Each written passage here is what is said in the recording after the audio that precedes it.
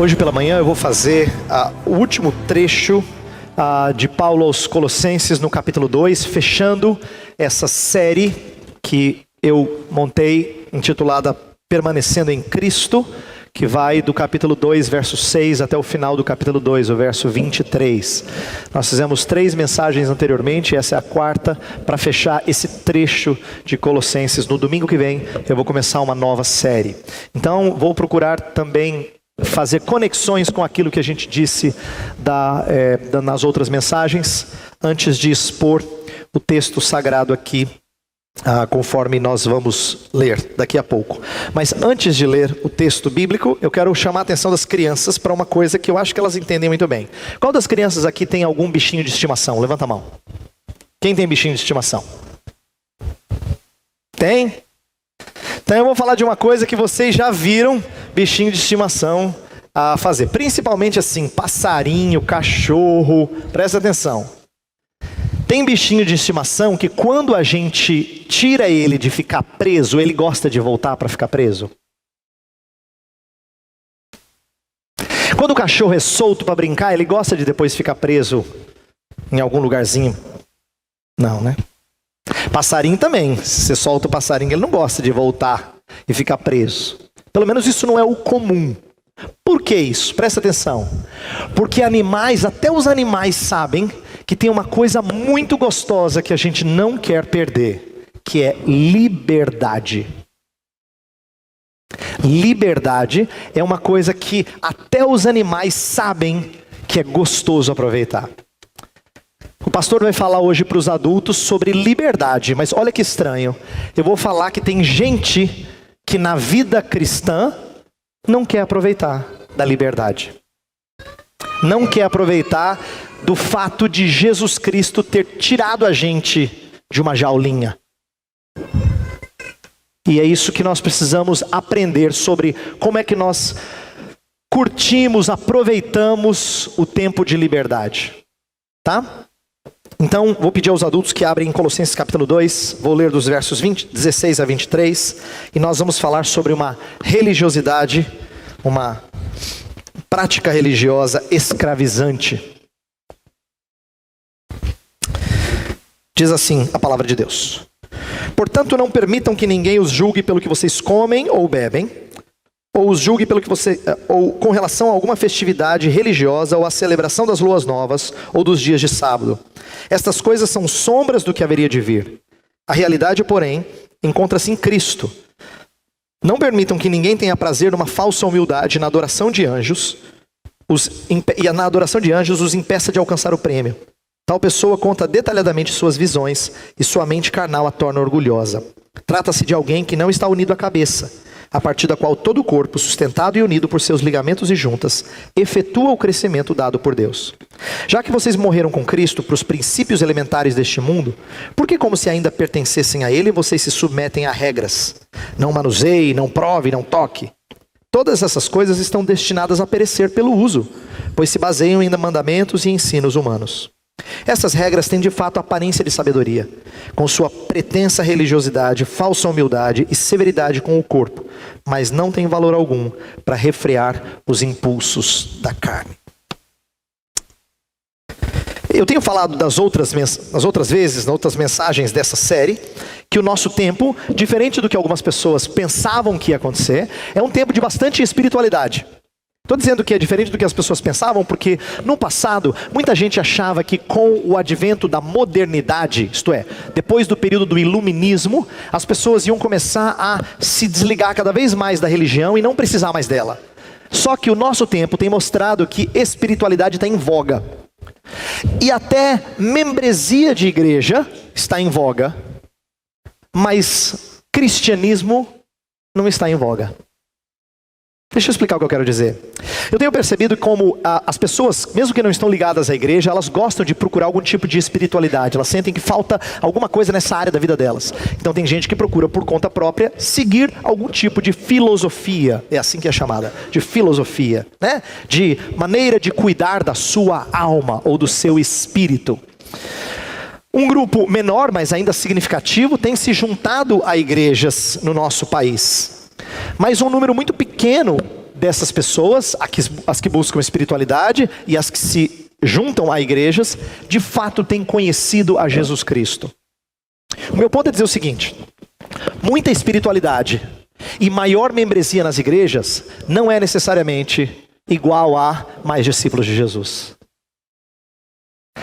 E o nosso cenário nacional tem mostrado isso. Nós somos um país que tem muitas espiritualidades ou religiosidades disponíveis.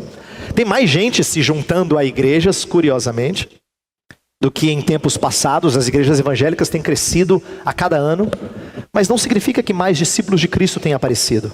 Por quê? Porque as pessoas têm procurado atalhos espirituais ao invés do caminho de Jesus Cristo. Eu quero chamar a atenção dessa ideia. Por quê? Porque eu creio que Colossenses tem algo a nos ensinar sobre como às vezes nós somos tentados a buscar atalhos espirituais para o sucesso na vida cristã ou na vida espiritual, mesmo que seja fora do cristianismo. A epístola de Paulo aos Colossenses, ela é um alerta para pessoas que não tinham deixado a igreja, mas tinham optado por outras filosofias ou outra filosofia. Portanto, Paulo está preocupado com gente que sucumbe a isso. Agora, por que a gente vai atrás dessas coisas? Normalmente porque tem coisa dando errado na nossa vida e a gente quer solução. Então, por exemplo, tem pessoas que têm visto o seu casamento falhar, ou tem se sentido incapaz na educação dos seus filhos, ou de repente tem se perdido nas batalhas contra a tentação, ou tem sucumbido ao medo ou à ansiedade. Talvez você se sinta assoberbado ou deprimido, e em qualquer uma das situações você tem a tendência ou a fraqueza de buscar caminhos rápidos para aliviar a sua angústia, para resolver o seu problema. O que eu estou querendo dizer é que quando nós sentimos que tem certas áreas da nossa vida em que a gente não vai bem, nós nos sentimos desesperados que nem o pai ou a mãe de uma criança que está enferma e o médico não consegue achar o remédio. E aí você ouve falar de alguma cura esquisita que alguém fez em algum lugar e você fala, vamos tentar, o que tem? Que mal faz? Sabe quando você age irracionalmente porque o que te propuserem você topa, porque você quer solução para aquele problema? Às vezes espiritualmente nós nos colocamos nessa situação também. A gente se vê fraco em uma determinada área e nós buscamos algum tipo de atalho para o sucesso espiritual nessa área. E aí que está a nossa fraqueza. E Paulo escreveu para pessoas que eram assim, que estavam se sentindo fracas em algumas áreas e acabavam aceitando novas propostas, novos caminhos. E veja, novo caminho é o que não falta no nosso país, porque, como diz um autor que eu li, nós vivemos num supermercado religioso. Você tem o produto que você quiser, né? Você pode catar o que você quiser. E se você não gostar de nenhum disponível, você pode fazer o seu próprio. Você compra lá as pecinhas e monta o Deus do seu jeito. As pessoas têm criado deuses à sua imagem e semelhança. E isso tudo mostra como estão em busca de caminhos espirituais, mas não buscam o caminho, a verdade e a vida.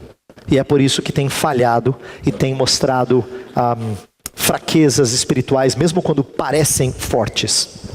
Eu tenho falado aqui já há alguns domingos sobre a importância de permanecer em Cristo. E eu falei na primeira mensagem e continuei essa tônica de que é mais fácil começar do que continuar.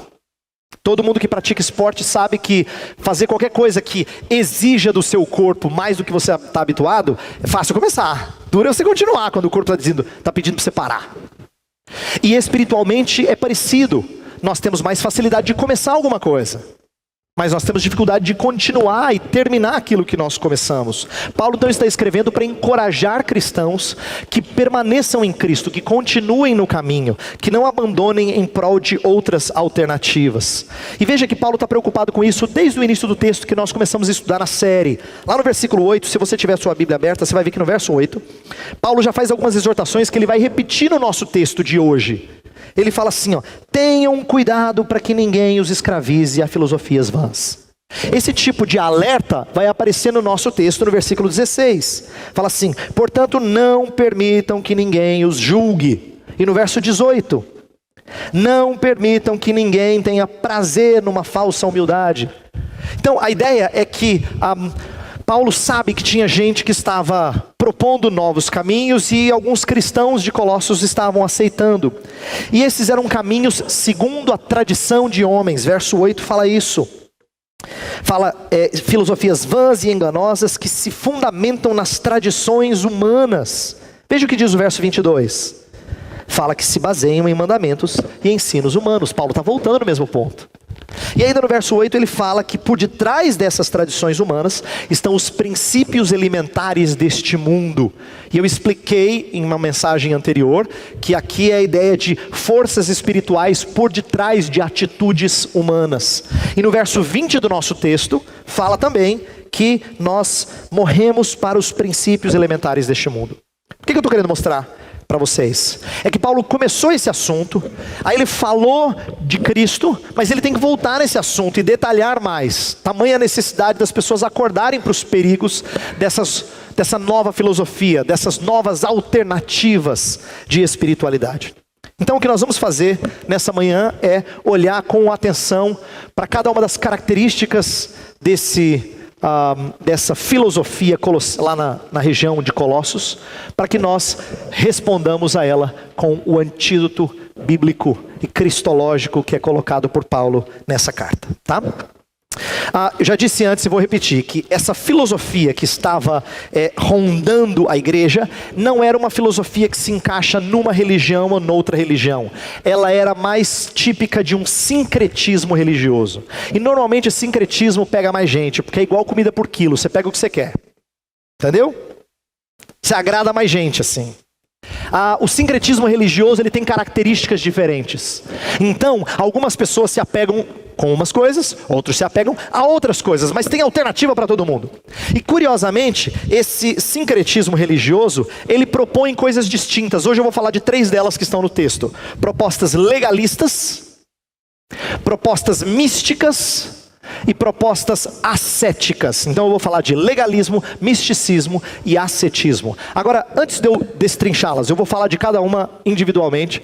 Eu quero dizer uma coisa curiosa: elas podem parecer contraditórias, mas na mente de quem é sincrético, elas não são. Esse é que é o mais estranho. Sabe quando alguém vem e expressa para você alguma coisa que ela acredita, mas aí você fala, nossa, eu acho que ela é cristã, e depois ela fala uma outra coisa que você fala, que bobagem. Na cabeça dela está tudo bem. Não tem problema, porque quando você foi treinado a absorver diferentes tipos de crenças, quando você não é levado por um discernimento espiritual a perceber contradições, você engole sincretismo. Você aceita coisas que são estranhas. E não era diferente no tempo de Paulo e não é diferente hoje. As pessoas, elas buscam sublimidade espiritual nos mais variados caminhos. Os legalistas, eles equacionam a santidade com a observância de rituais. Os místicos se apegam em experiências, tais como visões e revelações extra-bíblicas. E os outros, numa prática asceta, creem que a pobreza ou a vida simples e de privações é o melhor caminho para a piedade. O que eu vou tentar mostrar aqui nessa manhã é que tudo isso pode ser buscado pelo mesmo tipo de gente nesse pacote sincrético, mesmo parecendo contraditório. Então nós vamos ouvir o que Deus tem a nos falar pela pena do apóstolo Paulo, desnudando as fraquezas dessas propostas, e depois no final ouvirmos o único remédio para as nossas lutas espirituais. Vamos falar de legalismo primeiro, é importante nós pensarmos nisso. Nos versos 16 e 17, nós temos ali ideias próprias de legalismo. Por quê? Porque está falando de elementos judaicos dessa heresia. Veja lá, verso 16 fala, não permitam que ninguém os julgue pelo que vocês comem ou bebem, ou com relação a alguma festividade religiosa, ou a celebração das luas novas, ou dos dias de sábado. Algumas outras religiões até falavam de coisas como lua nova, ou não comer isso ou aquilo, mas a lista que Paulo dá nos leva a crer que ele estava falando de influência judaica nessa heresia. Por quê? Porque está falando de sábado, e os judeus eram quase que exclusivos nessa observância do sábado. Então, a lei de Moisés, ela fala das 4 coisas que Paulo menciona aqui. Fala de comida, de bebida, que deveriam ser evitadas em certas ocasiões, ou que não podiam ser comidas porque elas eram sinônimos de impureza. Fala de dias especiais de festa, que tinham que ser obedecidos. Fala de lua nova, fala de sábados. E com isso tudo, é importante que você entenda que Moisés estava tentando apontar o povo para uma realidade espiritual lá na frente, que era a pessoa de Jesus Cristo.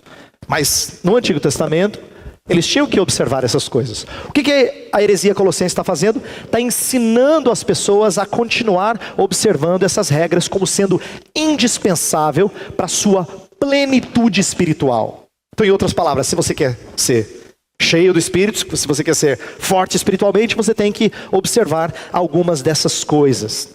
E aí Paulo contra-ataca esse tipo de ensino, de que você tinha que observar algumas dessas regras, usando primeiramente um argumento histórico.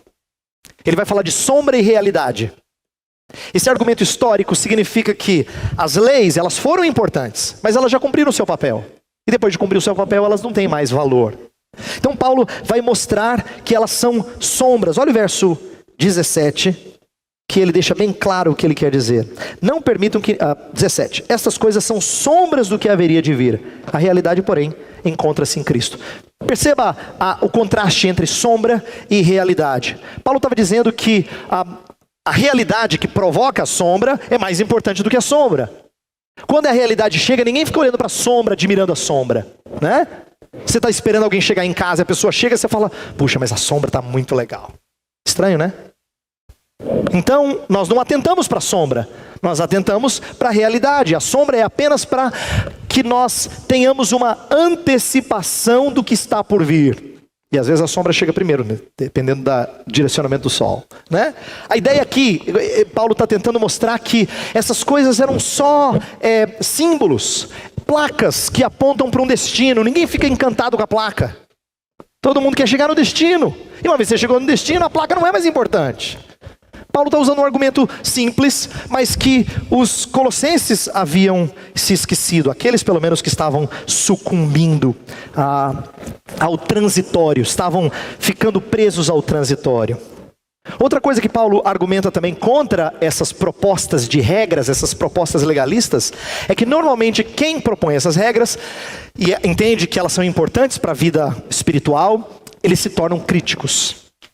Quem é legalista facilmente se torna crítico.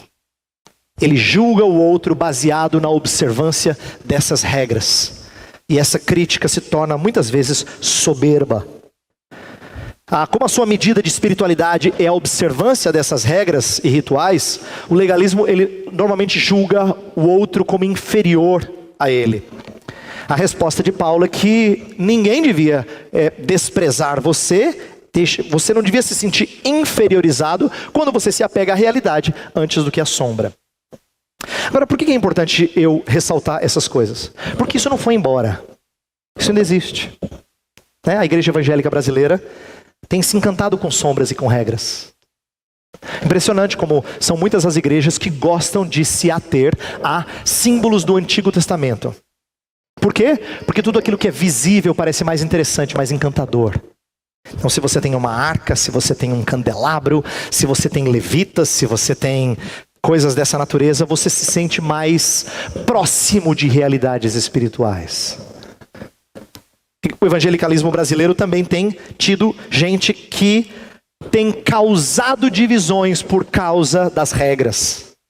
Quantas não são as pessoas no Brasil que deixaram a igreja evangélica e hoje tem ojeriza, aversão à igreja evangélica, porque foram criados num rigor legalista, numa religiosidade repleta de não. Não pode, não pode, não pode. E isso tem mostrado como nós precisamos ouvir essa mensagem de Paulo.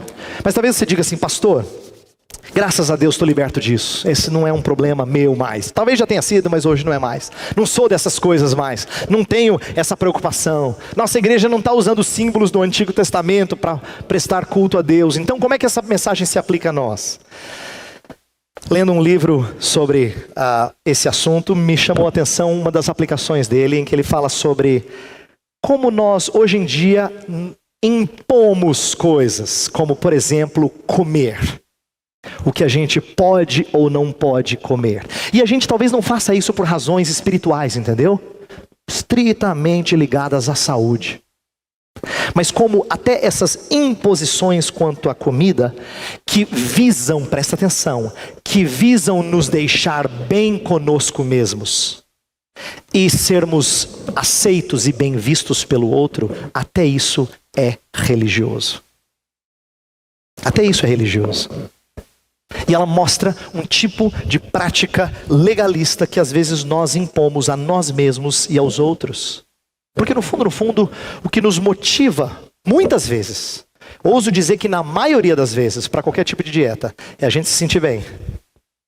E a gente não ser criticado pelo outro. Eu sei que você já falou várias vezes, eu já falei que é por saúde.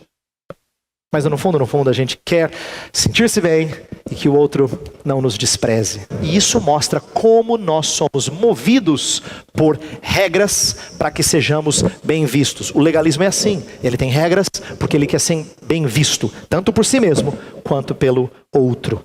E ao fazer isso nós nos esquecemos de problemas próprios do legalismo. Eu vou citar 3 muito rapidamente. Primeiro, todo legalismo propõe uma religião de vista e não de fé. Por que as pessoas gostam de regras? Por que elas gostam de símbolos? Porque você vê, porque você pega, porque você pode fazer na listinha assim, ó, check, check, check, já fiz. É fácil. Uma religião de vista é mais fácil do que uma religião de fé. Mas ela, infelizmente, vai contra a própria, todo o direcionamento do Novo Testamento, de que nós temos que colocar segurança não no ritual, mas em Cristo Jesus. O segundo problema é que o legalismo propõe uma religião de boas obras. Quer dizer, não, pastor, mas eu confio em Cristo. Eu sei. Não, pastor, deixa eu explicar. Não, o senhor não entendeu. Eu confio em Cristo. Não, eu sei que você confia. O problema não é confiar em Cristo. O problema é confiar em Cristo e em outras coisas. Sincretismo. Até Davi reconheceu isso. Quando ele ora assim, Senhor, ensina-me a temer só o teu nome.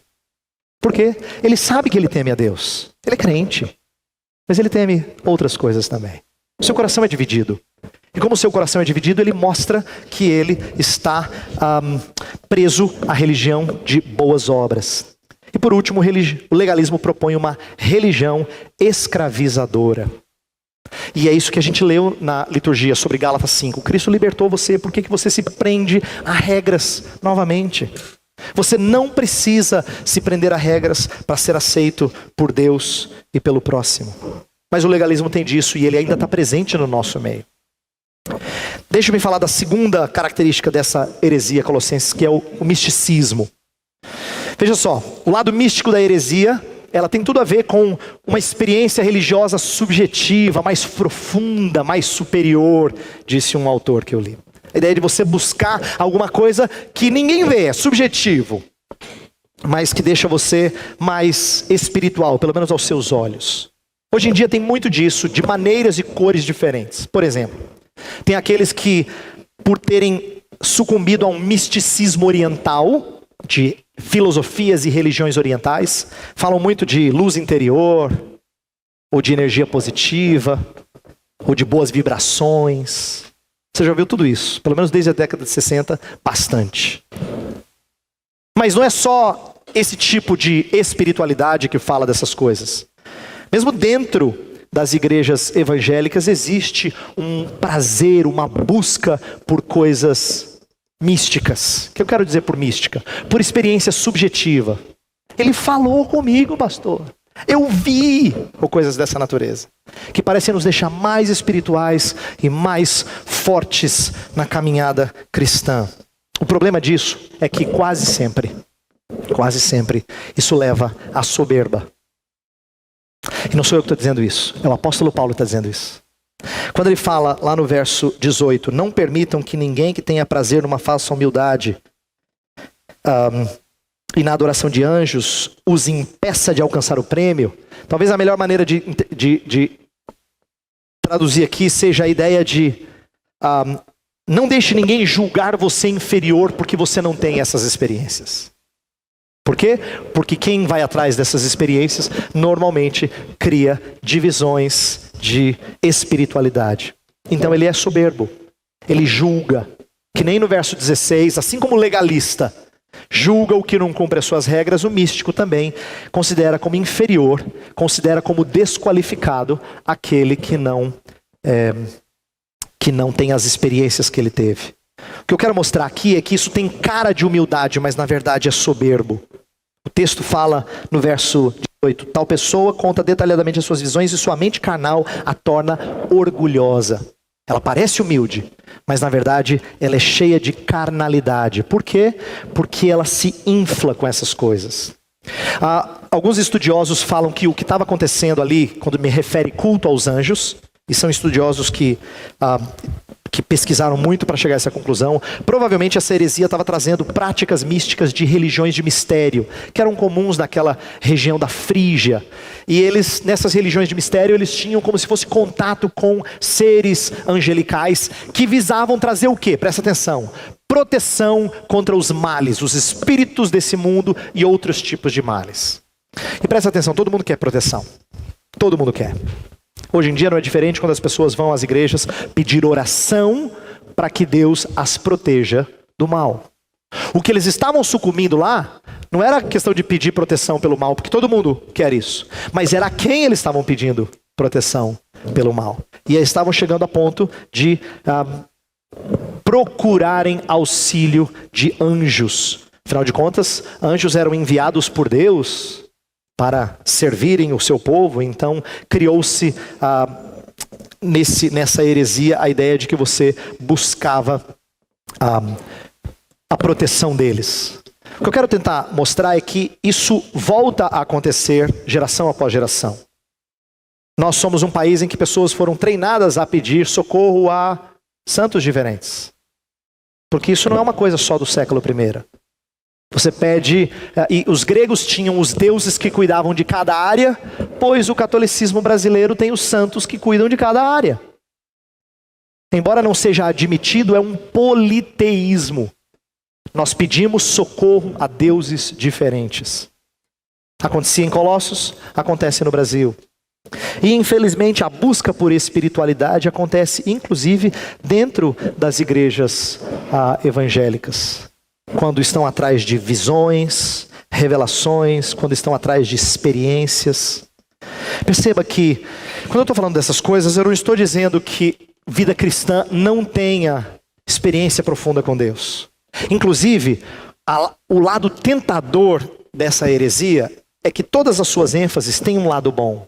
Quando eu falei de comida, por exemplo, eu não estava querendo dizer que fazer dieta não seja uma coisa boa. Mas é que elas são facilmente deturpáveis por um coração religioso como o nosso. Mesma coisa com o misticismo. A gente pode ter momentos de contato profundo com o nosso Deus. Nós podemos ter experiências marcantes em que Deus fala conosco, mas a busca por essas coisas normalmente se torna um caminho perigoso de falta de discernimento e que parece produzir maturidade, mas não produz gente madura. O verso 19 fala isso. Olha só. Trata-se de alguém que não está unido à cabeça, a partir da qual todo o corpo, sustentado e unido por seus ligamentos e juntas, efetua o crescimento dado por Deus. Eles são como um corpo que desconectou da cabeça. A cabeça é o que produz crescimento no corpo. Você desligou da cabeça, você não cresce. Ah, pastor, mas eu tive uma experiência. Você não cresce. Inclusive, eu preciso deixar muito claro que, embora algumas pessoas, talvez aos seus olhos, pareçam muito espirituais, porque são pessoas que constantemente têm experiências com Deus, eu quero abrir os seus olhos para a realidade de que quase todas que você conhece são espiritualmente imaturas. Porque busca por experiência, busca por misticismo, não deixa alguém espiritualmente maduro. Nós temos visto pessoas aparentarem sadias, aparentarem fortes, mas o texto fala, elas desconectaram do cabeça, elas buscaram crescer de outra maneira. E por terem desconectado do cabeça, elas não crescem. Elas são frágeis na fé. Então não pense você que maturidade vem com essas grandes e marcantes experiências. Eu tive o privilégio de recentemente falar lá na Fiel sobre avivamento que parecia produzir gente muito saudável, mas muitos tiveram grandes experiências e, no entanto, depois, para a frustração do seu pastor, o Jonathan Edwards, eles eram fracos e voltavam a práticas antigas. Por quê? Porque essas coisas não alimentam e não amadurecem se elas não forem ligadas ao cabeça. Terceira característica é o ascetismo, ou asceticismo, como alguns falam. O que eu quero expressar aqui é aquela religiosidade que foca no negativo, que foca nas privações. Você já ouviu falar e sabe de gente que se martiriza, se machuca, ou que se priva, tentando mostrar que consegue manter a sanidade, mesmo em meio à grande provação. Eu estava lendo sobre monges que no passado mergulhavam em água congelante até o pescoço e continuavam a orar como sinônimo de que estavam purificando o seu espírito.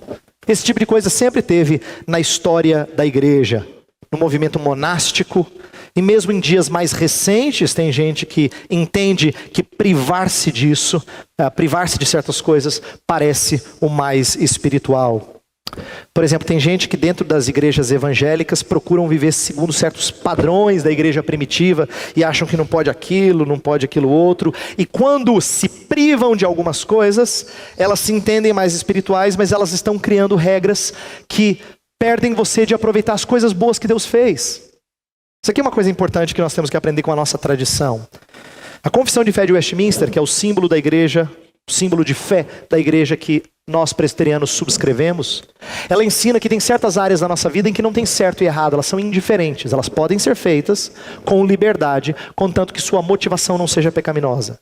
O que tem acontecido com a maioria de nós? Nós taxamos tudo de certo ou errado sem pensarmos se essa coisa não se encaixa no indiferente, ou como diz na teologia, nos assuntos adiáfora, que são as coisas que não são nem certas nem erradas em si mesmas.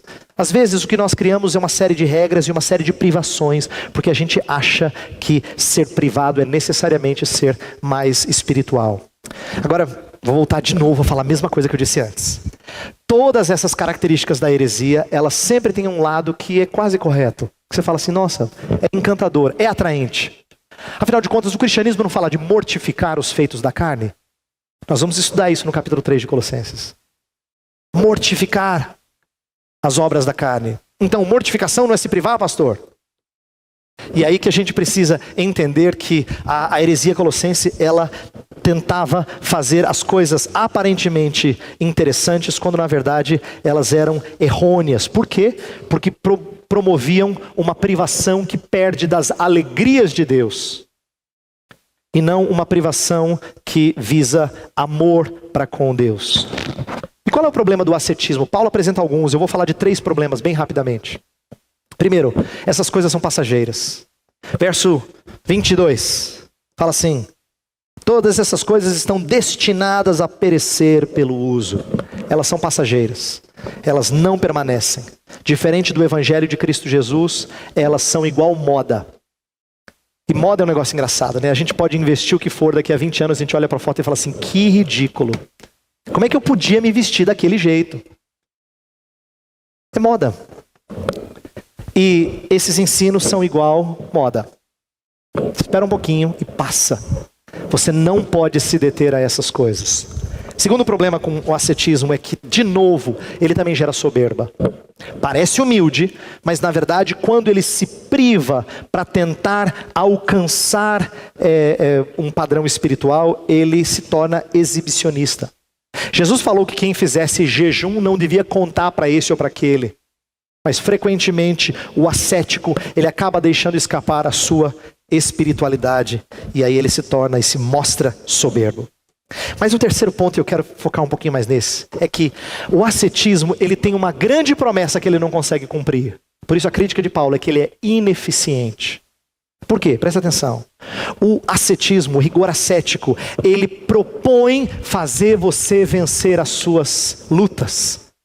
Contra a tentação, contra as suas fraquezas. Ele propõe um caminho que parece que vai dar certo.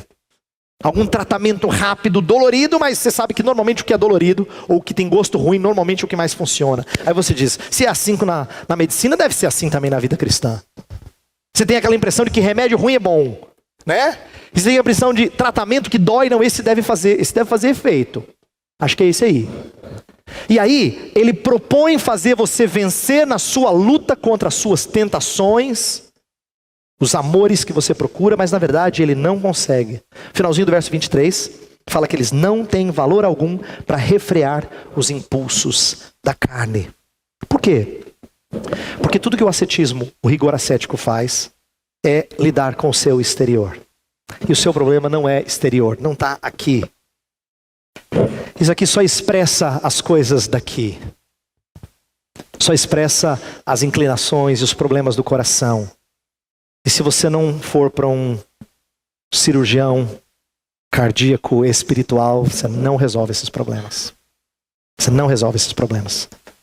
Rigor ascético lida com o externo, mas a gente sabe que renovação vem pela mente, não flagelo do corpo. Isto é, vem pela mudança do nosso interior. E olha que tem aparência de sabedoria, diz o verso 23. Essas coisas têm aparência de sabedoria, porque falam de mortificação, mas é só aparência, que nem cosmético, só atinge a pele. Só aparência, não mexe no seu interior, não mexe lá dentro onde você precisa de mudanças, na raiz. Por que eu estou apresentando essas três coisas? Porque Paulo sabe que elas voltam na vida da igreja e ele quer ensinar a grande razão pela qual nós temos que nos livrar disso. E aí vem o verso 20, e essa é a última parte dessa mensagem que fala da morte de Cristo nos libertando dessas coisas. Olha o verso 20. Já que vocês morreram com Cristo para os princípios elementares deste mundo, por que, como se ainda pertencessem a Ele, vocês se submetem a regras? Paulo vai falar aqui sobre nossa união com Cristo em sua morte. E eu preciso ensinar isso rapidamente antes de terminar a mensagem. Paulo está querendo dizer o seguinte: você não precisa vencer certas coisas espirituais como quem corre a corrida junto com Jesus. Jesus não é seu parceiro de corrida que está ali do lado só dizendo, vamos lá, mais 2 quilômetros. Não. Ele é o seu substituto que correu em seu lugar. Quando ele correu e venceu certas coisas, você venceu nele.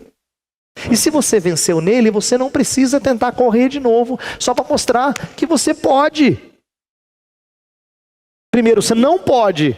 Segundo, você anula tudo que Cristo fez por você. Paulo está dizendo, vocês já morreram com Cristo. É igual o animalzinho que eu falei para as crianças. Seria a mesma coisa que o cachorrinho ou o passarinho que elas têm, elas soltarem e o passarinho dizer, não, eu prefiro a gaiola. Se é um passarinho que voa bem, você vai dizer, alguma coisa está errada com esse bichinho. Se é um cachorrinho que tem muita energia, você vai dizer, alguma coisa está errada com esse cachorro, para ele voltar para a jaulinha dele. Por quê? Porque ele foi liberto. Semelhantemente, você e eu que estamos em Cristo, fomos libertos. Paulo quer que a gente entenda que nós não precisamos mais nos sujeitar a certas coisas como escravos. Eu vou dizer algo sério para você. Algumas das suas lutas, em algumas das suas tentativas por vencer problemas na sua vida, eu e você, e eu estou junto contigo nisso, nós nos sentimos escravos de algumas propostas. Parece que a gente não tem liberdade, não tem alívio. Novidade para você, é porque provavelmente você está escravo delas. Você está escravo delas, isso é ruim. Cristo te libertou para que você não ficasse mais preso a essas coisas. A morte de Cristo, que é aquilo que Paulo fala no versículo 20, ela é suficiente. Nós morremos para a lei, nós morremos para os costumes, então ela nos liberta do legalismo. Presta atenção, a morte de Cristo é aquilo que te liberta de você ter que cumprir a lei para ser aceito por Deus e pelos outros. Você quer ver coisa preciosa? É você começar a sua semana sabendo que você não precisa agradar a Deus. Que Cristo já agradou a Deus. E de que agora em Cristo você vai viver graciosamente, em gratidão, uma vida agradável a Ele. Mas você não tem que conquistar a aprovação de Deus. Deus não olha para você no começo da semana e diz, vamos ver se você me agrada, para eu te receber no domingo. Não é assim. Você não começa a segunda-feira e diz assim, vamos ver se eu consigo, dessa vez eu tenho que melhorar. Assim como nós não devemos agir dessa maneira em relação a outras pessoas. Quando a gente vive num relacionamento em que a gente sempre está tentando convencer e ganhar o outro, a gente se sente escravo, não é? É sufocante, não é? Pois eu quero que você entenda que quando a gente crê em Cristo, a sua morte nos liberta de ter que ser aceito pelas pessoas baseado na nossa maneira de agir. Nós temos que ser aceitos pelas pessoas pelo que nós somos em Jesus Cristo. A morte de Cristo também nos liberta do misticismo. Por quê? Porque a gente não precisa mais de novidades espirituais para sentir que a gente está crescendo espiritualmente. Eu tenho tentado mostrar para vocês que todas as vezes que a gente ouve sobre a cruz de Cristo, a gente cresce. E que a cruz de Cristo é alimento suficiente para a gente ficar mastigando durante toda a nossa vida. A cruz de Cristo é suficiente para nós nos sentirmos alimentados por ela. Nós não precisamos buscar outras alternativas místicas. E por último, a cruz nos liberta do ascetismo. Por quê? Porque a gente não precisa parecer humilde pelos nossos próprios esforços. Pelo contrário, a Bíblia fala que a gente pode até se gloriar na cruz. Que a gente pode até festejar. Tanto é que na hora que a gente fala da cruz de Cristo, o que a gente faz? Fica triste, cabisbaixo? Às vezes a gente tem essa impressão de ceia. Ceia tinha que ser um momento de confissão de pecados, mas é festa, é por isso que chama ceia. Você não tem ceia em ofício fúnebre, você tem ceia em período de festejar. Olha só, contra um espírito ascético, Jesus nos chama a festejar a sua morte por nós. É por isso que é ceia. Que coisa preciosa saber que Cristo nos livra de um caminho em que nos matamos para vencer as tentações. Nós não precisamos fazer isso. É o Espírito quem nos faz morrer na cruz de Cristo. Então eu quero terminar essa série dando uma palavra rápida e nós vamos encerrar o culto. O que eu queria que você entendesse, e quero encorajar você a ouvir mensagens novamente, se você entende que isso é para você, é que nós somos tentados durante toda a nossa vida cristã a desviarmos do caminho. Isso não é incomum, pelo contrário, é o normal, é o que mais acontece. As tentativas de desviar-nos do caminho são múltiplas por parte do inimigo. E às vezes ela vem com cara de espiritualidade, vem com cara de igreja. Parece até bom, parece até espiritual. E na verdade isso não passa de engano daquele que quer te desligar do cabeça. Portanto, minha oração é que você atente para aquilo que você pode aprender da cruz de Cristo. E ao se alimentar dela, você tenha a alegria de festejar o simples, mais profundo evangelho. Vamos orar, depois receber a bênção. Senhor Deus, nós estamos terminando esse culto com mais um alerta vindo do Senhor, de que é fácil nos desviarmos do caminho. Às vezes nós optamos por regras de maneira legalista, às vezes nós optamos por experiências místicas, às vezes nós buscamos algum caminho de privação, no rigor ascético, e não importa qual seja a proposta, nós às vezes nos sentimos desesperados aceitando qualquer coisa que nos faça vencer na vida. Isso é muito, muito ruim, Senhor. Por isso nós te pedimos que o Senhor nos livre de caminhos que nos desviam da cruz do teu Filho Jesus. Que nos faça alimentar do simples, mas profundo evangelho. Nós oramos em nome de Cristo Jesus. Amém.